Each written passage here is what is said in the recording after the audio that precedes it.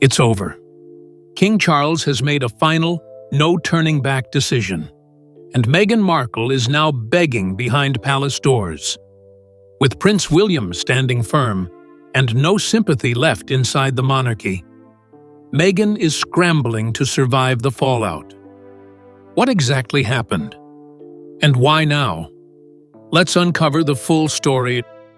The royal line has been drawn. It was the moment insiders had quietly anticipated for over 5 years, a final decision from King Charles that slammed the last door shut on Meghan Markle's royal future. The message didn't come in a press briefing or a public letter. It was far more powerful than that. According to palace insiders, it was issued behind sealed doors, spoken in Charles's most serious voice, the one reserved for moments of absolute finality. A senior aide described it clearly. He said it only once, but we all knew what it meant. It's over. What triggered this irreversible step? It wasn't one event, but a pattern. A slow, calculated use of royal symbols, associations, and subtle branding that blurred the lines between Meghan's private identity and her former royal status. Charles had tolerated this for years, hoping she would distance herself on her own terms. Instead, the lines got murkier. Sources say the final tipping point came when senior aides presented the king with a timeline of Meghan's media moves, from strategic podcast wording to visual cues in brand rollouts that hinted at royal identity. They reportedly told the king, "Sir, if this continues, you will lose control of the royal narrative." At 74 years old, Charles was no longer interested in compromise. After decades of trying to preserve peace within the family, this was no longer about emotions. It was about protecting the crown, its legacy, and its structure for the next 25 years and beyond. The decision was swift and absolute. Meghan Markle would no longer be allowed to align herself, directly or indirectly, with the monarchy. Not in branding, not in speech, not in symbolic presence. The gray zone was gone. She was now, formally and officially, outside the institution. One source inside Clarence House summed it up best. It's not personal, it's structural. The monarchy doesn't run on feelings, it runs on rules. The significance of this decision wasn't just what it said, it was what it ended. A chapter that began when Meghan entered the royal family in 2018, filled with tension, hope, fallout, and finally, silence. That silence is now official, and when this royal message finally reached Montecito, it landed like a shockwave. Because Meghan wasn't expecting this. Not now, not ever. Meghan's immediate panic in Montecito. The news arrived in Montecito just after midday, tucked inside a quiet message with no formal address, no grand letterhead, and no ceremonial touches. But the meaning was unmistakable. Meghan's final link to the royal family had been severed. According to close sources, Meghan's reaction was instant. She didn't speak. She simply froze, staring at the words in front of her. She read them again, then again. A quiet panic settled into the room. One insider recalled, "There was a long pause. Then she stood up and said, 'This can't be right.' But it was. Within an hour, Meghan's core team was alerted. Legal counsel, crisis PR, branding specialists, and her senior US-based advisor were all pulled into an unscheduled emergency call. The tone? Urgent. One insider described it as the kind of call where everyone knows someone's career just changed.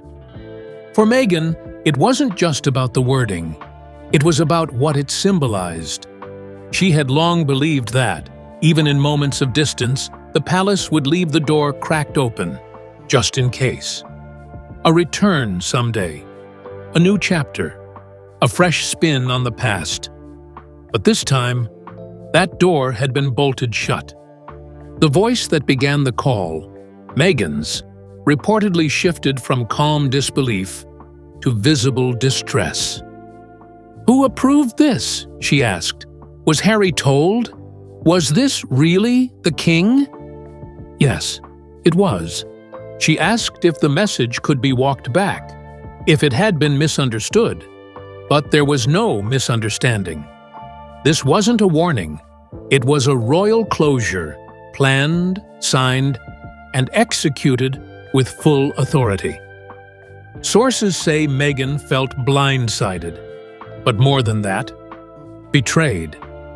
She believed there were still quiet sympathizers within the palace who might defend her if things escalated. But none had stepped in. And for the first time, according to aides, Meghan felt truly cut off. Not just distanced, not ignored, but officially and permanently excluded from the institution she once married into. It wasn't about losing a title. It was about losing a position in the story. And as her team began mapping out next moves, they all knew this wasn't going to be handled quietly. But before any counter-response could take shape, Meghan had to turn to the one person who'd known first, Harry. And what he told her next made everything worse: Prince Harry's private breakdown. Before Meghan even saw the message that would shatter her expectations, Prince Harry had already been pulled into a private call with King Charles. It happened quietly, sometime in the early morning hours, well before the Montecito household was awake.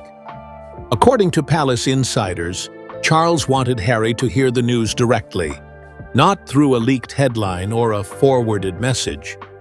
But even with that courtesy, the conversation was devastating. As one aide recalled, Harry went silent, he didn't interrupt, he didn't argue, he just listened, and you could hear the emotion in the pause that followed. The king explained the institutional reasons, the long-term concerns, the repetition of blurred boundaries that had escalated over the last 2 years. He spoke not as a father desperate for harmony, but as a monarch protecting the crown. Harry's first reaction was to ask for time.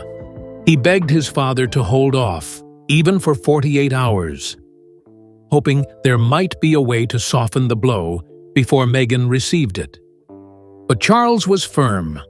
He used the same tone he had used during January 2022 discussions about Andrew, a tone that meant the decision was not up for debate. "This is what must happen," he reportedly told Harry. That sentence broke something in him. Sources close to the prince said he felt not only helpless, but trapped between two worlds: his loyalty to Meghan and the institution he'd been raised to respect. One aide described Harry's reaction after the call. He looked like a man carrying a weight that didn't belong to him, but he had to hold anyway. Harry tried everything he could think of. He called 2 senior advisors he still trusted. He asked whether the wording could be softened. He wondered if the message could be rewritten to leave a tiny door open for the future. But the response was the same from everyone. The king had spoken, the papers were already in process, and the timeline was fixed.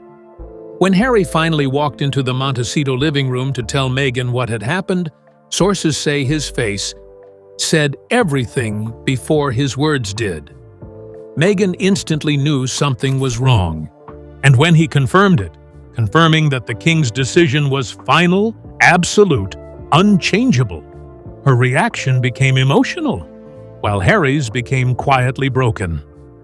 This wasn't the kind of conflict he could mediate or repair.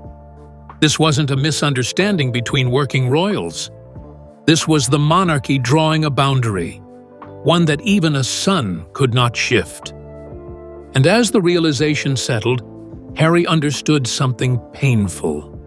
This moment would become a permanent crack in his already fragile relationship with his father. But the real story of how this decision was formed didn't begin with this phone call. It began long before, in a series of secret meetings buried deep within palace walls, where the tone of the monarchy quietly changed. The secret meetings that changed everything. While Harry and Meghan were living their lives in California, a very different atmosphere had taken over Buckingham Palace. For nearly 3 months, senior advisors had been quietly collecting reports, brand analyses, speech transcripts, visual studies of Meghan's public appearances. All of it fed into a pattern the palace could no longer ignore.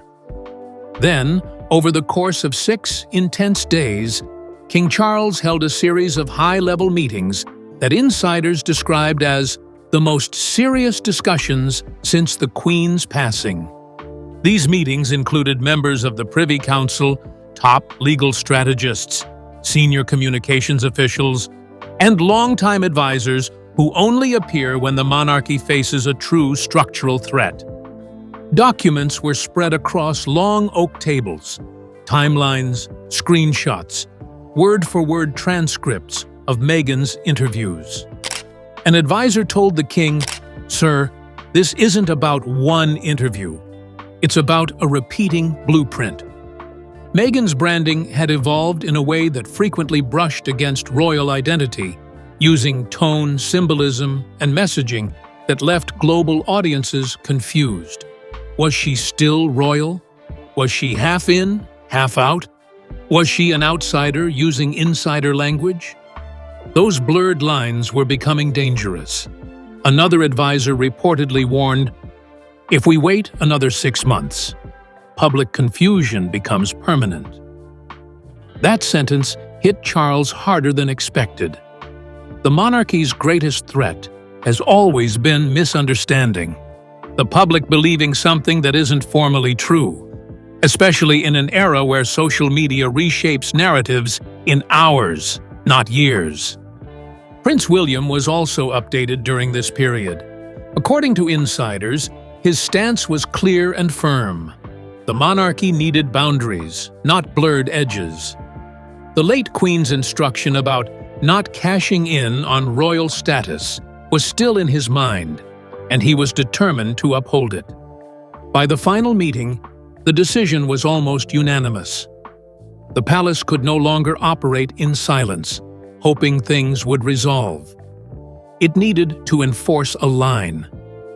Charles listened to every advisor, every warning, every long-term projection. Then he said the words that closed the room: "This chapter must end."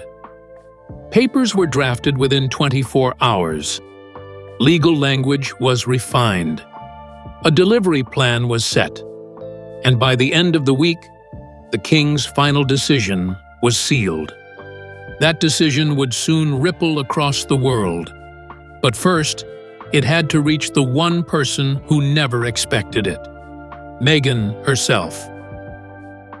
Meghan's branding triggered the palace. For the palace, it wasn't just Meghan's words. It was the pattern behind them. Over the past 18 months, Meghan's branding had quietly evolved, and royal insiders were watching it all. Speeches, podcasts, appearances, even her recent lifestyle project.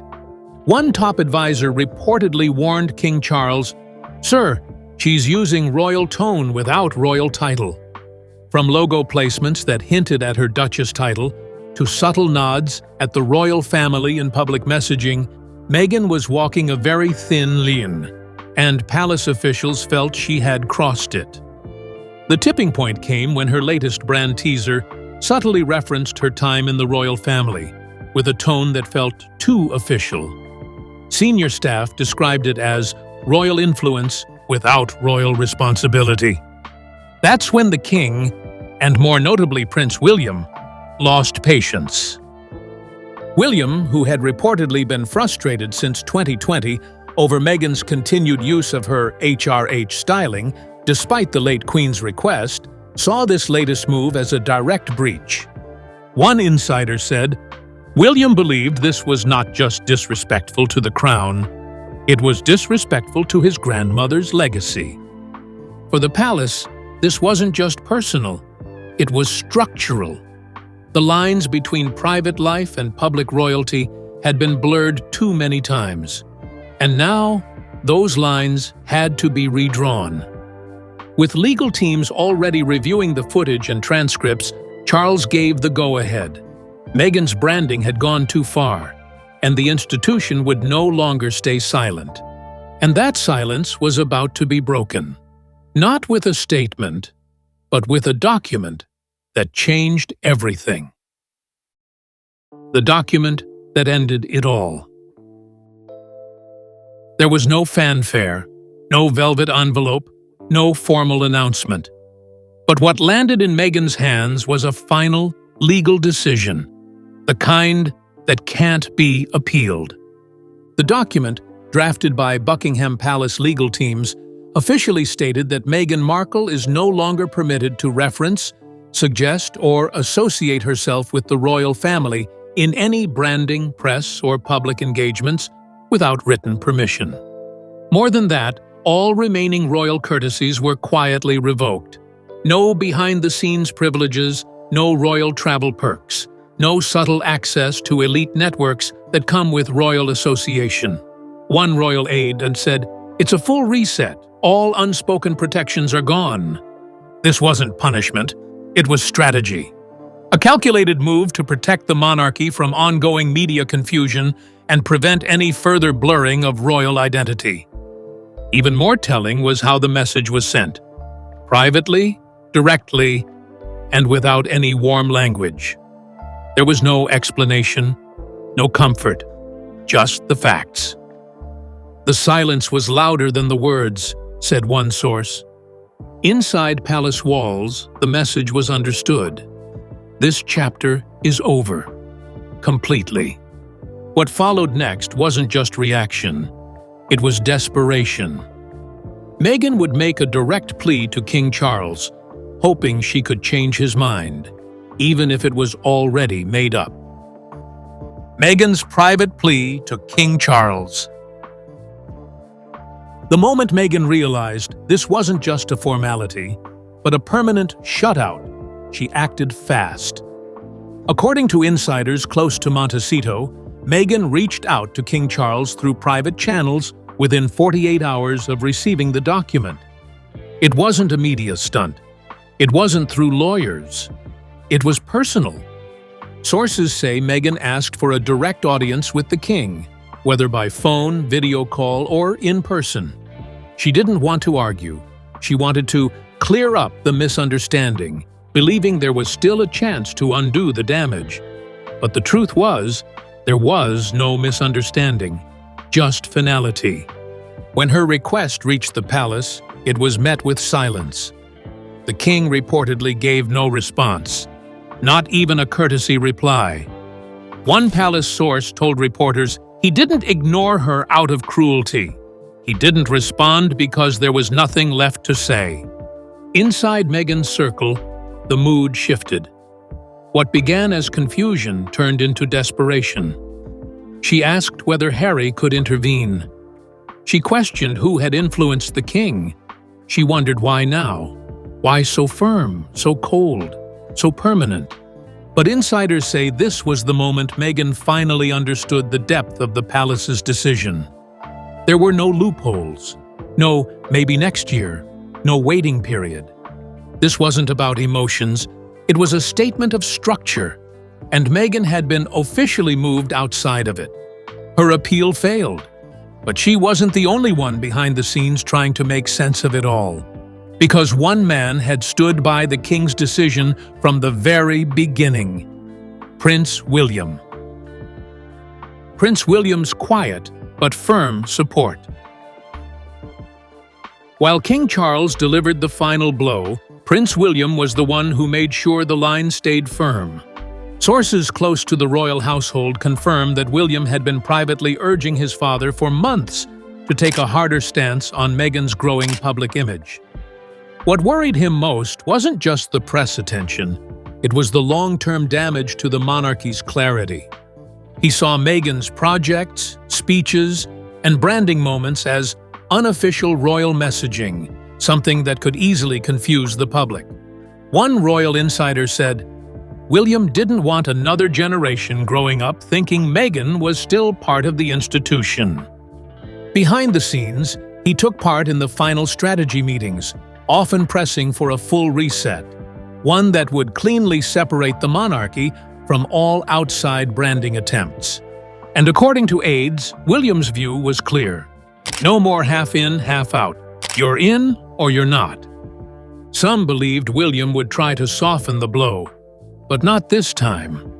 He reportedly told advisors that his grandmother, Queen Elizabeth, had made her position clear in 2020, and he was determined to uphold it. "Granny said it first. We're just following through," he allegedly told a close staffer. Now, William is said to be quietly leading efforts to streamline the monarchy even further, reducing minor royal roles, cutting ceremonial confusion, and protecting what he sees as the future of the crown. His loyalty wasn't divided. It was solid. And for Meghan, that meant two of the most powerful men in the monarchy had united against her return. But she wasn't done yet. Behind closed doors in Montecito, her team began planning a counter-strategy, one that could turn silence into a storm. Meghan's explosive counter-strategy. Once Meghan realized the palace had shut the door permanently, her strategy shifted overnight. Within 24 hours, her Montecito home became a command center. Emergency meetings were held with U.S. publicists, brand lawyers, media agents, and even entertainment consultants. The goal? Not just to respond, but to regain control of the narrative. According to an insider, Meghan doesn't sit back. When she's cornered, she pushes forward harder. Her team drafted 3 possible approaches. The first, a calm public reset, appearing unbothered and dignified. The second, a subtle statement, possibly in a Netflix special or major interview, framing her exclusion as symbolic of something bigger, like outdated traditions or institutional silencing. But it was option 3 that quickly gained traction, a direct counterattack, one that used new projects or partnerships to push back without naming names, but making it obvious who she was referring to. A PR advisor reportedly said, "If the palace wants silence, she'll give them headlines." There's one problem. King Charles's restrictions now mean she must be careful. Any hint of royal identity could lead to backlash, or worse, legal warnings. But even with that risk, Meghan's team seems ready to move. As one close source put it, she's not planning a quiet retreat. She's planning a bold comeback. The palace is watching, but it won't respond. Silence is now policy. Yet the public isn't silent, because the world has now caught on, and the international reaction is only beginning. The global fallout has just begun. What started as a quiet internal decision by King Charles has now exploded into a worldwide media firestorm. Within just 72 hours of the final royal directive being delivered to Meghan Markle, whispers began to surface in the UK press. Royal reporters noticed unusual changes in palace language. Certain phrases disappeared from official communications. Social media accounts started speculating. Then, by the end of the week, the news was everywhere. From Good Morning Britain to CNN, from royal YouTubers to podcasts dissecting every angle. This wasn't just another story. This was historic. Some media outlets framed the king's move as decisive and necessary, praising his leadership in a difficult time. But others were far less forgiving, calling the decision cold, punitive, and outdated. One major U.S. outlet even ran the headline, "Has the crown gone too far?" And yet, the strongest voices weren't in London or L.A. They were coming from everyday people on Twitter, TikTok, and Instagram, where public opinion split sharply. Some supported Meghan, calling her the victim of royal rigidity. Others praised Charles, saying the monarchy finally showed backbone in protecting its identity. A royal analyst on the BBC summed it up. This isn't just a family falling out. This is a power shift in how the monarchy responds to modern media warfare. In Montecito, Meghan's team went into full crisis mode. Their private Slack channels and emergency meetings turned into round-the-clock war rooms, analyzing global sentiment, influencer reactions, and potential brand fallout. High-profile sponsors began pulling back quietly, asking for delays or pausing negotiations, fearing backlash by being too close to someone now officially cut off from the monarchy. One Hollywood insider described it as a reputational earthquake, warning that this could damage Meghan's long-term brand power, speaking opportunities, and even her rumored political ambitions. At the same time, royal experts say the palace's silence is its sharpest weapon. Buckingham Palace issued no public statement, offered no clarifications, and didn't respond to any media inquiries. A longtime commentator explained, that silence used to mean diplomacy. Now it signals authority. They've drawn the line, and they're not stepping back. Behind closed doors, the palace is bracing for what they fully expect to come next: a counterattack. Meghan has never remained quiet under pressure. And with this decision now public, insiders say her team is preparing a strategic media response, possibly in the form of a documentary appearance, podcast feature, or high-profile interview that allows her to subtly reclaim her narrative without violating the new restrictions. But here's the catch. She must tread carefully. With the palace enforcing legal and reputational boundaries, any misstep could spark a new crisis. The rules have changed, and Meghan now walks alone. The royal chapter is closed. The crown has moved on. But Meghan, she's not done.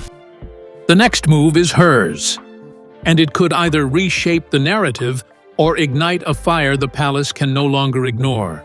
So the palace has spoken, and this time, there's no room for misinterpretation.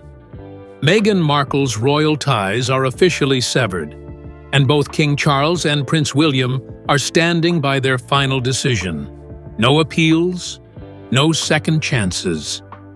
What began as tension behind closed doors has now become an unmissable global spectacle.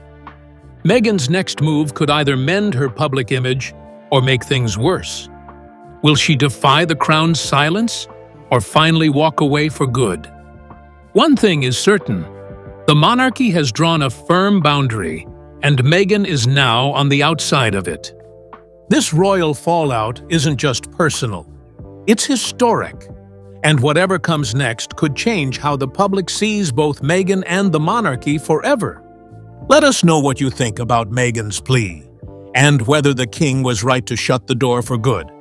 Don't forget to like, subscribe, and stay tuned.